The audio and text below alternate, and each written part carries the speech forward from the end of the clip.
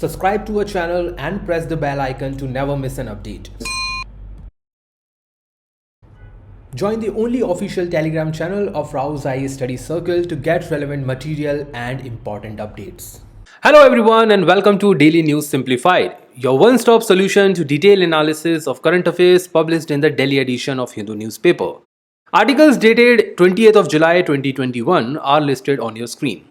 And the timestamping for these articles is already given in the description box. So let us begin with the first article itself. So the matter of privacy is yet again there in the news articles. And today itself there was a news article which says that a spyware with the name Pegasus has attacked on 10 Indian numbers. And what this is all about? Well, this is about the breach of privacy in India. Apart from this article also talks about the cyber security in India as a whole. But this news article was not only limited to page 1. Different dimensions of this article were also available on page 7 and of course on other pages as well. So what we have decided is that we will understand all these articles as a whole, and then we will look into all the matters which are related to the privacy in India and of course privacy along with the cyber security. So let's start with the context itself.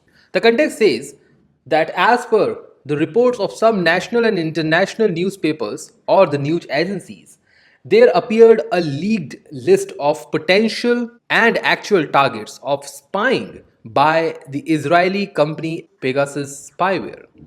Now, what is this spyware? We will discuss very shortly. But when this news article was published, the ministry or the Information Technology Minister Ashwini Vaishnaw told the Lok Sabha, as there is a monsoon session which is going on in the parliament, and he said that illegal surveillance was not possible in India given the laws and the robust institution. He also supported that government has multiple checks and balances that did not allow any authorized person to snoop on other people. Despite this statement that government does not allow any such kind of illegal activities, government in 2019 through Ravi Shankar Prasad, who was the then IT minister, accepted in Rajya Sabha that around 121 names on WhatsApp were infected due to the software, that is the same Pegasus software, and that a notice had been issued to the NSO, the company that actually produced the spyware. So in 2021, government denied any kind of attack. However, in 2019, the same government accepted that.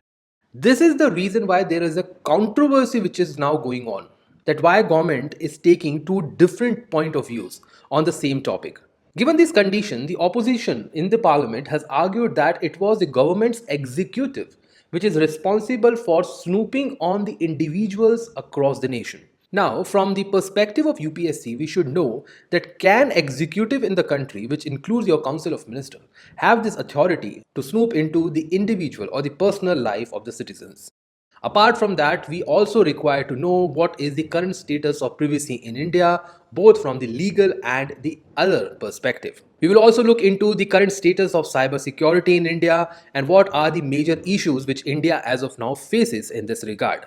And lastly, we will discuss all the possible way forwards in order to deal the current situation and the controversy which is surrounding the privacy issue. So let's get started with what this spyware is all about. Now let us decode the Pegasus. Well, Pegasus is a spyware. With the name itself, we can understand that this is used for spying and snooping purposes. It is developed and licensed. Licensed means it is somewhere legalized by Israel. So it is an Israeli company by the name NSO Group. It can be used to infiltrate smartphones. So the major objective is to enter into the smartphones that run on both iOS and the Android platform. It means that the software can cover around 99% of the mobile phones across the globe. And with that, it can make these mobile phones as a surveillance device. So wherever you go, whatever you do will be under the snooping method of this particular software. The method which this software actually uses is a zero-click method. Now, what does it require? It does not require any person to react on their part. You does not require to click on any particular link. It just functions through a missed WhatsApp call. So if you are a member of a WhatsApp and if there's a missed call and you respond to that, yes, this software will start functioning on your phone, and soon your call logs, Your messages, emails, calendars, internet history, and in fact, your location will be in the hands of the attacker. And this attacker can share the same information with both state as well as non state actors, which is important for your General Studies Paper 3 National Security. Apart from this, the main feature of the software is that it installed manually on the devices over a wireless transceiver. It is a self-destructing. So if it goes into a wrong device, let's say the attacker was targeting Mr. X and instead he actually end up targeting Mr. Y. So the mobile phone of Mr. Y will not respond it and the software will get self-destructed. This software can easily breach into iOS and your Android devices. So let us see what is the data protection status in India. Well, currently there are around 128 countries who had already put in place a particular legislation to secure the protection of data. However, India does not have that. Similarly, the Pittaswamy judgment case talks about the privacy of fundamental rights, which directly and indirectly deals with your Article 14, 19, and most importantly, Article 21. But still, after this judgment, India does not have a strict law.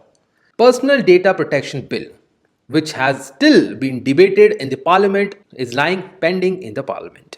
And lastly, the privacy ensures the freedom of speech and expression. We all know that, especially in the case of democracy like India.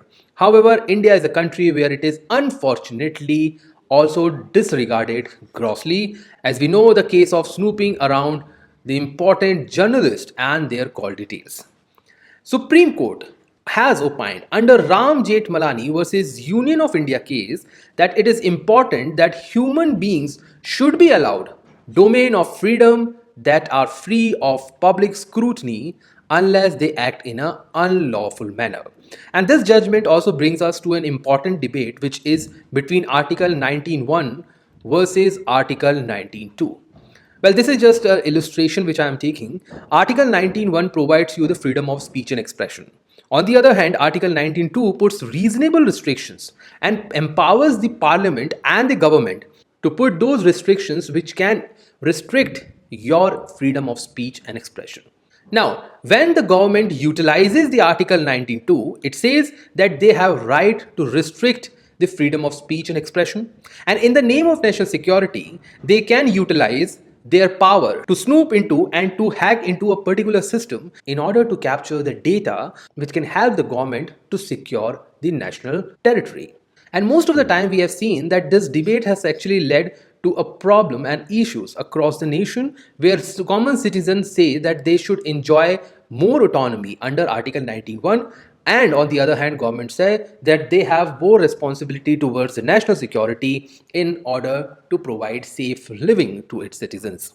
Now let us see what are the issues which are attached to your privacy and your cyber security in India. Privacy without cyber security is also possible, and cyber security without privacy can also be possible. When we talk about privacy without cyber security, the best example comes to our mind is your ban related to beef, where the government at different states has actually banned the consumption of beef. So that is against the privacy or the food privacy of a particular person. However, here cyber security is not involved. Then comes the cyber security without privacy. When there is an attack on a government website, so that is not a matter of privacy of a particular person. It is a public domain. Hence, these two words are altogether different. However, in this case, we will study both of them together. India is a country which has a higher ratio of cyber crimes. In 2019, total cases were over 44,000, and in 2018, it was over 27,000, which shows a rise of about 60% and above. So this is a grave concern. The next one being that India has a limited cyber crimes in IT Act. Apart from identity theft, cyber terrorism, cyber bullying, hacking, defamation, trade secret, freedom of speech, harassment, stalking and others, it does not talk about the crimes which are associated with artificial intelligence. The best example being the crimes which are associated with deep fakes in the country, or it also does not talk about your dark web related crimes. Well, these are the new domains, as IT Act is almost 20 years old now, so they have to amend it in order to bring new dimensions in the legislation. If you want to read more on the definitions of all these important acts, they are already given in the PDF provided with this video lecture. India also have a severity of cybercrimes. Over 75% of the cybercrimes are associated with the children, especially in the case of sexual abuse. It also talks about terrorist radicalization, financial crimes, and disturbances of law and order, and many other. The best example here being your mob lynching. Countries like United States and many European countries have provided a safe harbor to their social media service providers. Let's say Facebook, via Section 230C of its Communications Decency Act 1996. Because of these acts, these companies do not take strong actions against the breach of privacy in other countries where they are not the originator or the domestic firm. India does not have a law to protect the personal information of individual. So whenever we talk about a cyber threat among the people of India, government usually takes it as a matter of group. So if a particular virus or a particular spyware is targeting hundreds and thousands of people, government will become serious on that. However, if a single person is being targeted, we do not have a good legislative framework for that. Similarly, there are unregulated access of data can lead to the suppression and the descent of censorship, especially in the case of journalists and human rights activists who can be put under an invisible prison of surveillance. As per the Amnesty International, the Pegasus was used to compromise the phone numbers and the phone data of very important journalists in India. And we know that privacy protects journalists from the threats of private and governmental pressures against their legitimate reporting.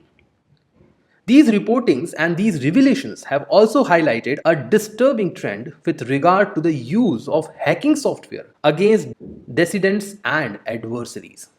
So if people are speaking against the government, they are most likely to be attacked using these kind of softwares. Section 69 of IT Act and the Interception Rules of 2009 are even more opaque than the Telegraph Act itself and offer even weaker protection to these people who are surveilled. However, the important thing is there is no provision in any act which allow government to hack the mobile phones of a particular individual, since hacking of computer resources including mobile phones and apps is a criminal offense under IT Act. So, because of these provisions, which should also be read along with Syed Asifuddin versus State of Andhra Pradesh. Both these actually provide us an important site which says that executive in the country are actually restricted when it comes to snooping or hacking into a particular individual's data until and unless there is a provision or there is a threat to the national security. The another issue which is associated with the privacy and cybersecurity is that there are some people who live a lifestyle which may be a taboo to the society. For instance, the homosexuals. So if their data and personal information is released in the public domain, don't you think that they will be socially boycotted or ostracized? Similarly, the World Press Freedom Index, which is produced by Reporters Without Border, has ranked India on 142nd position. This clearly shows the kind of freedom of press India is enjoying and how journalists in India are free to express their viewpoint on a particular event in the country. The surveillance by the police also causes the concentration of power and puts the civil liberties at risk, the best example being your custodial death, where a person's views are not allowed to come into the public domain. Private details are also used to create online granular profiles, which then are sometimes even used to spread specifically crafted fake news. Take for example the travel details or maybe the shopping details and even the financial details of a particular person can be used from these kind of softwares, and these information or these data can be utilized in order to impersonate a person in other domains. Similarly, the protection to cybercrime is not a particular right in a country. So you cannot move to a particular police station or maybe a court and say that protection from cybercrime is my right, hence I should have all the required justice. That is not a case in India. One more important thing is that Economic Survey has already provided a suggestion to monetize the data If government actually move in this manner and they monetize the data, don't you think that would put a more pressure on the socio-economic conditions of the country? It will definitely. Similarly, there is no scope for an individual who is subjected to surveillance to approach a particular court, as most of these operations are covert. So if government is, let's say, tapping a phone of 1,000 individuals per day in this country, do we believe that these 1,000 people will be able to approach court and get justice? No, because most of them even don't know that they are under surveillance. Similarly, the absence of parliamentary or the judiciary oversight. Why? Because there is no particular law. So if law is already not in place, judicial oversight becomes minimum. And because of this, the executive actually enjoy more power than the other two organs of the government. And enjoying this power actually makes executive less responsible to the democracy of a country. Similarly, one of the RTI application in 2013 has proved that over 9,000 orders for interception of telephone calls were issued every month. Now you can imagine that this data is almost 8 years old. What would be the situation now when the number of mobile users are very high? So because of this, the executive power is increasing day by day and the citizens' privacy is becoming diluted. Similarly, state surveillance also goes against the due process of law. It means that by what authority government, which is also the executive in power, has been snooping into or has been conducting surveillance on the citizen, because there is no law. So because if there is no law, what is the due process of law they are enjoying while doing all these activities? As there is no particular law which is available in the country, judiciary is bound to take initiative under Article 32 and 226 by issuing the writs. But issuing writ also have very high number of limitations. Judiciary cannot issue writ in thousands of numbers. Secondly, issuing a writ is limited to some important procedures. Hence, absence of law limits the grievance redressal mechanism when it comes to the privacy of a particular individual. And lastly, with passage of time, spywares are becoming cheaper and cheaper by the day. And more cheaper they are, more accessible they are to the common citizens. And when more number of common citizens have these kind of spywares, they will snoop on other citizens and break into their privacy. So given all these kind of issues, now let us see what are the actual way forward, or what are the possible steps that we can take in order to reduce these controversial points on privacy and cybersecurity. Well, first of all is that India can follow the global practices. The best example comes from Russian Federation and of course your European nations. Russian Federation has a separate legislation regarding electronic transactions and draft legislations for consumer protection as well as privacy data protection. So they have a dedicated measure in order to capture all the current issues as far as data is concerned. Similarly, there is general data protection regime in Europe. What does it do? Well, take the case of WhatsApp. WhatsApp is legally bound to not share data with Facebook in European region because it is contravention of the provisions of general data protection regulation. So if WhatsApp is not allowed to do that in Europe, how we can allow that to do same in India? So that kind of practices can be utilized by the government under different acts. Similarly, the PDP or Personal Data Protection Bill, which is hanging or which is pending in the parliament, should be brought as soon as possible.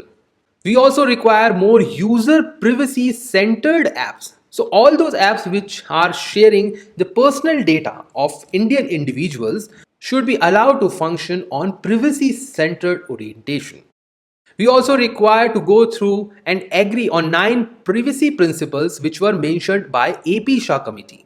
Similarly, we have to extend the powers of NIA or National Investigating Agency to go and see beyond cyber terrorism. It can also take the provisions related to the cyber crimes and the spyware or the snooping activity which is going on in the country. If not, government can come up with a dedicated national level institution which can look into the dedicated cases of cross-border snooping also. With this, we also require international collaboration where nations across the globe can come under United Nations to frame a particular treaty which can restrict cross-border snooping and breach of personal liberty of a person. And lastly, we require comprehensive, dedicated and rational surveillance reforms across the nation. Now, apart from these basic way forwards, let us look into what AP Shah committee has to say. Well, AP Shah committee has recommended on privacy related legislation. It simply says that if a particular law is to be brought in India, what this law should actually talk about. The recommendation of this committee, which could be included in a particular legislation, says that India should have right to privacy to all individuals. There should be a particular definition of personal information which should include all enough and wide considerations. It also says that privacy legislation should also include all the data which is originated in India but was transferred outside India. So if the server of Facebook is outside India, however the data was originated in India, that should also be covered under this legislation. It also talks about the national privacy principles in relation to the collection, processing and transfer of personal information. This actually talks about the importance of a particular policy. It also says that India need to have a robust regulatory and enforcement mechanism, of course, that is required in order to protect the rights. It also called for empowering the self-regulatory organization in the industry. That is, WhatsApp and Facebook should themselves take the responsibility of protecting the rights of the individuals. And it also calls for a respective privacy commissioners. Lastly, it tells us about a three-tier approach in which if a person has any grievances, he or she should approach the ombudsman. If justice is not provided, they can approach to the privacy commission, and even if they are not satisfied there, ultimately they can go to the courts. All these points are very important as a way forward for your general studies paper 2 if the question related to privacy arrives there. And lastly, apart from this AP Shah committee, we should also look into the important recommendation of BN Sri Krishnan committee and the Personal Data Protection Bill, which has incorporated majority of the points recommended by this committee. Where it talks about right to privacy as a fundamental right, already told by Supreme Court under Puttaswamy case.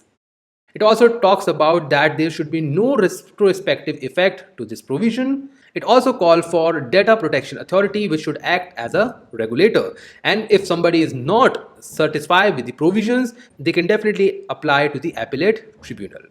It also talks about a penalty about 15 crore or 4% of the total worldwide turnover of a particular firm. And it talks about three different stakeholders that should be considered while framing a particular legislation in this regard. And it includes your individual, state and industry. And lastly, it says that government will notify a certain type of data as critical and non-critical. Critical data must be stored within the country, and non-critical data can be stored outside the country but should be subjected to certain conditions.